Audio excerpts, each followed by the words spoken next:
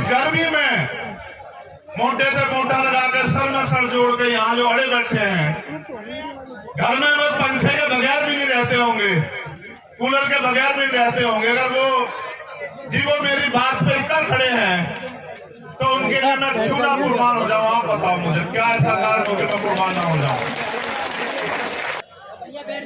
कि जिनका वोट होगा उनका राज होगा। आज आपको चाहे रोजगार चाहिए हो या न्याय चाहिए हो या कोई हक अधिकार चाहिए, हर चीज के लिए सरकार पे आप लोग निर्भर हो, लेकिन सरकार बनाने की शक्ति आपके अंदर है। जैसा मैंने कहा, जिनका वोट होगा उनका राज होगा। आप बस इस बात को नहीं समझ पाए कि वोट आपके पास है, राज दूसरों का है। अगर जिनका वोट है वो अपनी वोट को संगठित करके और एक एक वोट को अपने पक्ष में दे दें तो राज यहाँ आपका आ जाएगा। और जिनका राज आ जाएगा, आप ये बताओ, अगर राजस्थान में आपका राज होगा तो क्या राजस्थान में मुझे कोई खतरा हो सकता है क्या? बात मेरे खतरे की नहीं है, मैं आपका ध्यान आकर्षित करूंगा। बात उस खतरे की है जो अन्याय लंबे समय से राजस्थान में हो रहा है। चाहे मुंह से रखने पर हत्या हो, चाहे पानी पीने पर मटकी छूने पर हत्या हो, चाहे घोड़ी पर बैठने पर अपमान किया जाए, चाहे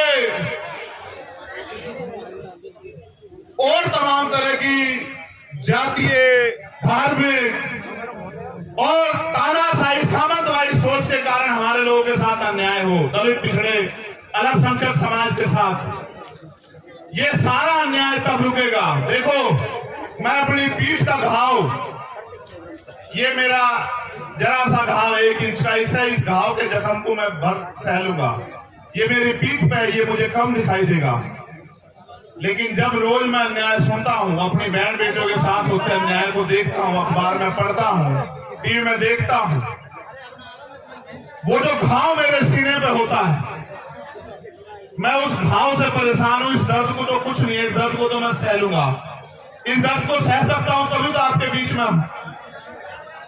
लेकिन जो घाव मेरे सीने पे रोज, चाहे वो राजस्थान से लगे, चाहे वो उत्तर प्रदेश से लगे, मध्य प्रदेश से लगे, उड़ीसा से, बिहार से, दिल्ली से, मध्य प्रदेश से, उत्तराखंड से, हरियाणा से, पंजाब से जो अन्याय हो रहा है देश की सरकारों में, वो जो घाव मेरे सीने पे लगते हैं, मैं ये सोचता हूं कैसे रोकूं इस अन्याय को।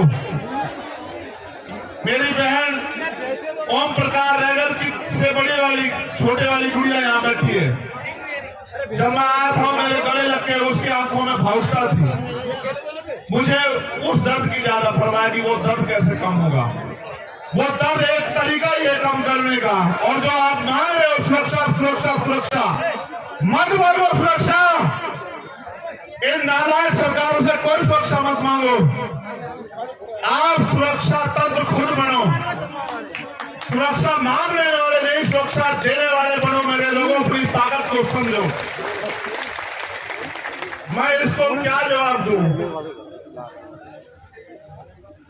आप बताओ, मैं इसको क्या जवाब दूं? मैं कार्तिक भील की पत्नी को क्या जवाब दूं? मैंने आपसे पिछली बार भी पूछा था।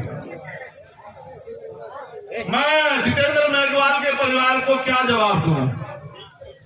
मैं राजस्थान में आके क्या बड़ी बड़ी बातें करूं जब मैं न्याय नहीं दिला पा रहा हूं। आपने सामाजिक न्याय सम्मेलन रखा, हमारे किसान नेता पुष्पेंद्र चौधरी मुझसे पहले बोले होंगे, हम न्याय नहीं दे पा रहे राजस्थान में, तो सामाजिक न्याय कहां से मिलेगा? सामाजिक न्याय का मतलब समझते हो?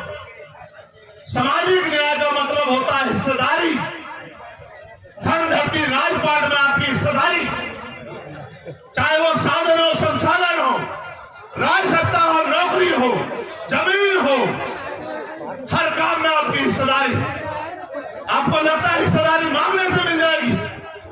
आपको लगता है हिस्सेदारी अपील करने से मिल जाएगी? आपको लगता है हिस्सेदारी किसी के पैर छूने से मिल जाएगी? एक तरीका है लोकतंत्र में हिस्सेदारी लेने का, वो ये तरीका है जो बाबा साहब अम्बेडकर ने अपने 4 बच्चों की कुर्बानी से आपको दिया। वोट का ताकत, वोट की शक्ति, वोट की शक्ति के बिना कोई तरीका नहीं सामाजिक न्याय मिल जाए। अगर ये सरकारें सामाजिक न्याय देना चाहती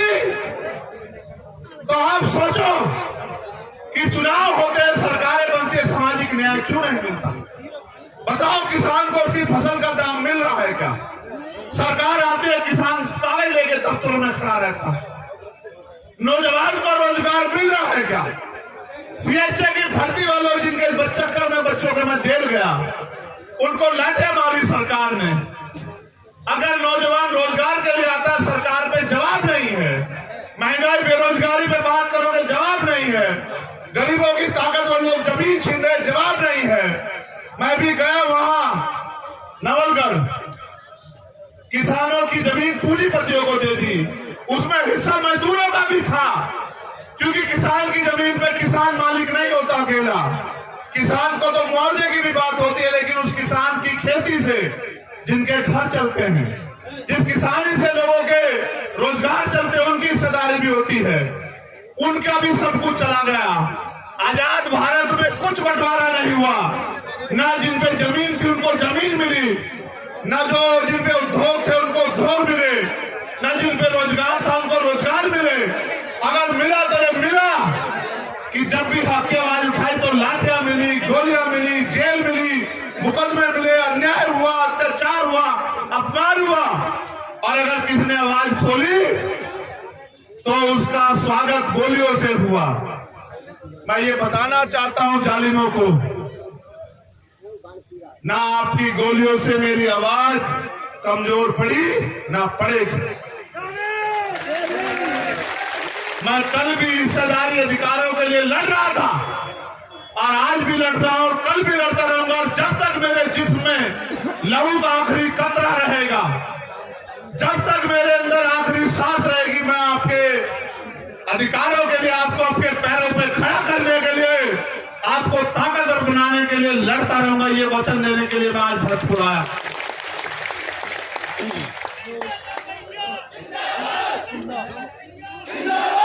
एक खबर मेरे हाथ में दी है, पुलिस के लोग यहाँ होंगे। करौली जिले के 4 लड़के भी भरतपुर पुलिस ने थाने बंद कर दिए हैं। वो बस में खड़े, छत पे नारेबाजी हो रही थी, तुम इतने मत गिरो, यहाँ के लोग हो, इस सरकार के लोग हो।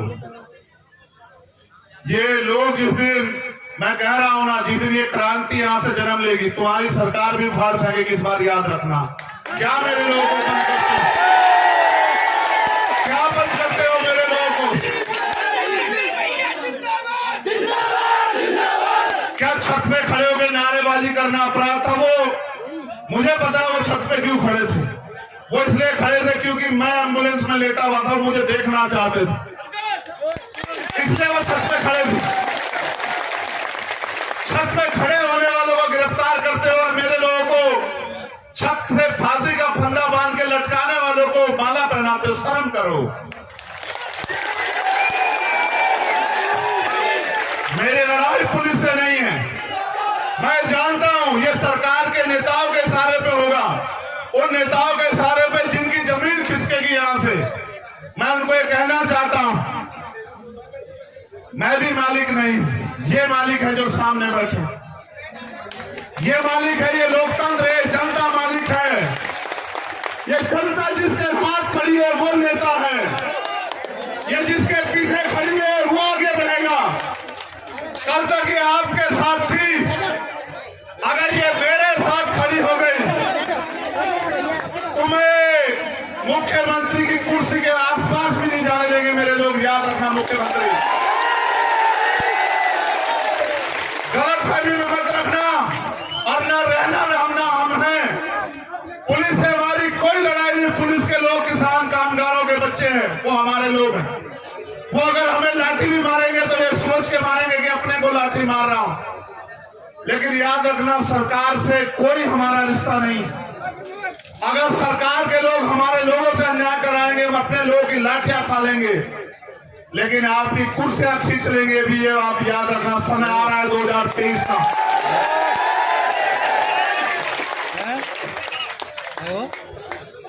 यहाँ एक जो प्रोजेक्ट है,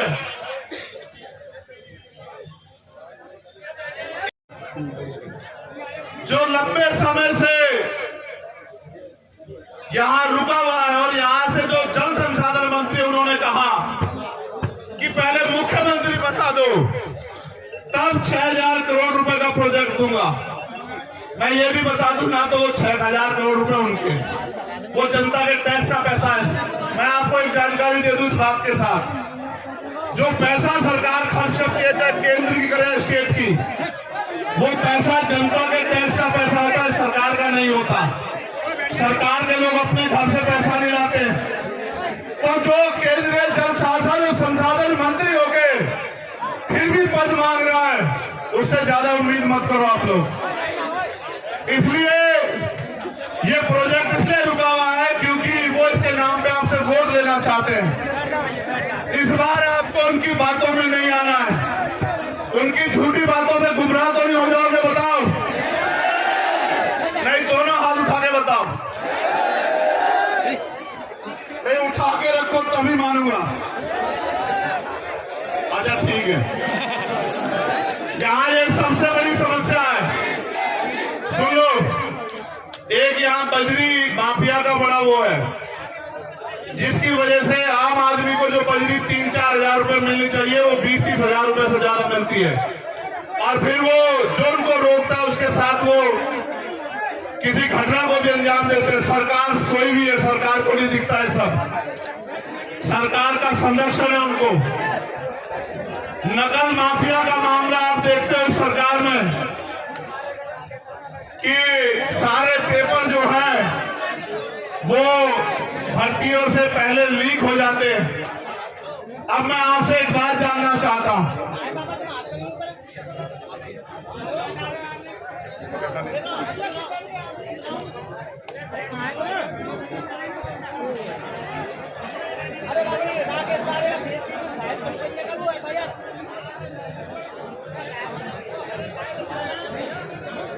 आप यहां क्यों आए हो? मैं आपसे जानना चाहता हूं। हल्ला मत बजाओ जरा वाले, बहुत नजदीक खड़े वाले को लोग 200 मीटर चैन से खड़े हुए। और मैं तुमसे कूलर के आगे हटने से नहीं कह रहा हूं, मुझे हवा की जरूरत नहीं, मगर चैन से खड़े हो जाओ। मेरे हिस्से की हवा भी तुम लो, कोई बात नहीं। मैं आपसे पूछ रहा हूं, आप यहाँ क्यों आए हो? यहां गोली भी चल सकती है आपके ऊपर, मेरे चक्कर में आपको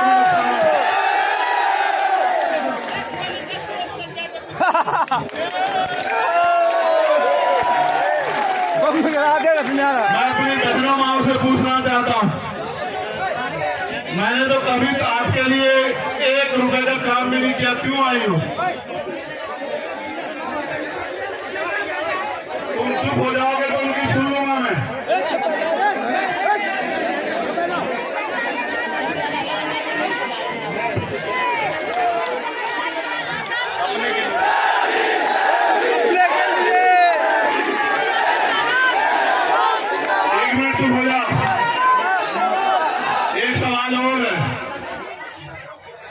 ये गरीब, आपका ये गरीब खून जो है ना, ये खटक बहुत वालों की आंखों में।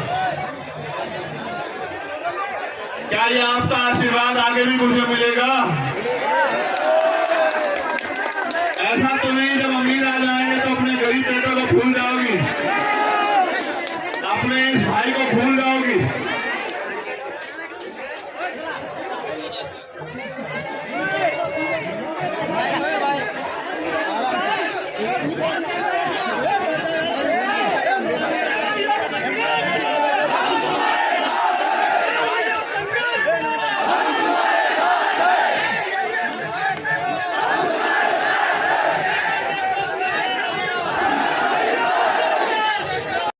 इस खबर को देखने के बाद क्या है आपकी राय? नीचे दिए गए कमेंट बॉक्स में दीजिए अपनी राय।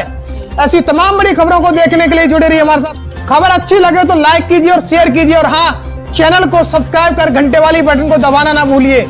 फिर आते हैं आपके बीच कुछ खास खबरों के साथ। तब तक के लिए नमस्कार, जय भीम।